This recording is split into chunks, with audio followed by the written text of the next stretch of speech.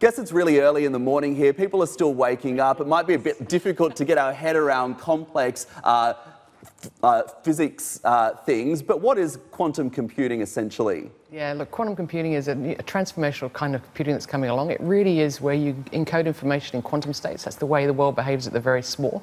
But essentially in classical computing, you do one thing after another, and you have to do, when you write code, you have to go from one line to another. In quantum, you can do things in parallel. So there's a predicted exponential speed up in computational power for certain kinds of problems, and it will be transformational. Okay, you're working on a silicon quantum computer at the moment that's able to solve problems in minutes rather than thousands of years on existing technology. Tell us about what you're doing with that. So really at the moment we're right at the beginning of the hardware. We want to get to what we call 10 qubits in integrated circuit in the next 5 years. After that we go to 100 qubits, and at that point you're expected to show that quantum outperforms classical for certain types of calculations. And so it's really right at the beginning of that industry, but it's growing rapidly internationally. And what's the benefit of something like that? Obviously, a significant benefit, but I guess where will it be applied to? What areas of technology would it be applied to? Yeah, look, so it really is going to hit every industry that has lots of data. So it's predicted to impact 40% of Australian industries, whether that's the health industry, the communications industry, transportation, defence. It really cuts across everything.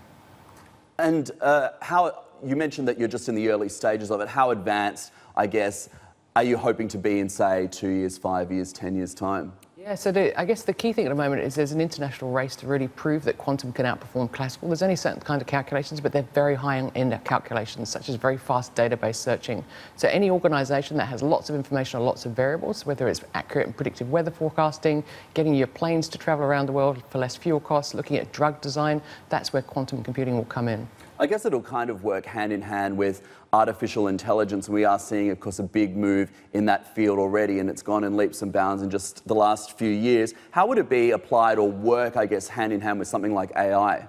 Yes, look, it's one of the key things that a lot of banking industries are looking at their customer data, looking at the customer behavioural processes and analysing that huge amounts of data to try and understand how to give a better performance for their customers, whether it's risk analysis or in the long-term data security. It comes in pretty much every area of banking as well.